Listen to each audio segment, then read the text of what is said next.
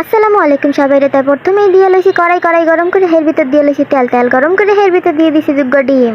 তা দুগ্গা ডিম দিয়ে এই শেষ না, এরপরে চামচ দিয়ে সুন্দর মতন লাড়ি চেড়ে ভালো মতন লাড়ি চেড়ে ডিমগুলোরে ভালো মতন ভাজতে হবে। ভাজছে এর ভিতর দিয়ে দিতে হইবে চিংড়ি মাছ। তা চিংড়ি মাছের দিয়ে হেয়ারে সুন্দর মতন ভাজে একটা লাল করে লাইতে হবে। তার মুই আজকে কি রানতে আছি, হ্যাঁ শেষ পর্যন্ত দেখলেই বুঝে যাইবে না মুই কি মানে মুই দেখো হরমুডা কি আর কি। তাই ভালো মতন লাল করে বাইজলো মু লাল করে বাইজলো ইয়া হেয়ারে মনে করেন কি করবো, হেয়ারে লাল করে বাইজে লইছি। লাল না করে লইলে তো গন্ধ আইবে। এরপরে হেন দিয়ে দিছি ধনিয়া পাতা, তা টমেটো পেঁয়াজ কুচি কাঁচামরিচ, এর ভিতর দিছি ক্যাপসিকাম। তার মুই এখানে যা দিছি হেয়া দিয়া মনে করেন বড় বড় রেস্টুরেন্টে সুন্দর মনে করেন ওই হেরা কয় চাউমিন, তাই মুই কই আবার লুডুস। আপনারা কি কোন হেতার করতে না ওই হেয়া এরম রান্ধে। তাই মনে করেন জম্মের স্বাদ আপনারা যদি বাসায় একটু চেষ্টা করেন তাই মনে করেন এরম স্বাদ পাইবেন। মুই যেরম স্বাদ পাইছি সেরমটা পাইবেন। তাই মুই আপনাকে খাওয়ানোর লেগে ভিডিওটা করে আপনার কাছে মানে দিতে আসি যেন আপনারা দেখতে পারেন, আর আপনারাও ভিডিওটা শেয়ার করে দেবেন আপনার বন্ধুরাও যেন দেখতে পারে। তাই এর ভিতর দিয়ে দিছি ফুলকপি আর আলু।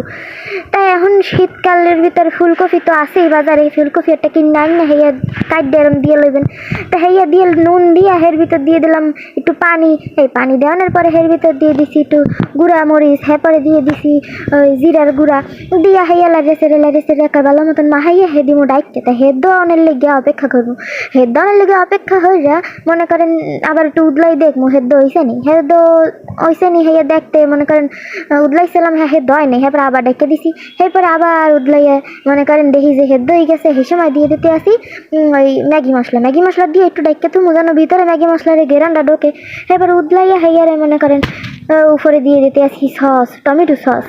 হ্যাঁ টমেটো সস বেশি করে দিতে হইবে, হ্যাঁ কম দিলে হইবে না কিন্তু। এরপরে টমেটো সসের সুন্দর মতন ভালো মতন মিশাই লইতে আসি। মিশাই লইয়া এই শেষ না করলাম, মিশাই লইয়া হেনে আবার কি দিতে আসি ওই কালা যা দেখতেছেন, হ্যাঁ কিন্তু আবার আলকাতরা বুঝছেন না, এ কিন্তু সয়া সসের দিয়া এর পর একটু লাড়া দিয়ে দিছি অল্প একটু পাতাকপিও দিতে হইবে কিন্তু, কারণ ওই রেস্টুরেন্টের মতন স্বাদ পাইতে হইলে। এরপরে পাতাকপি একটু হইলে এর উপর দিয়ে দিতে আসি লুডুসের মশলাগুলা।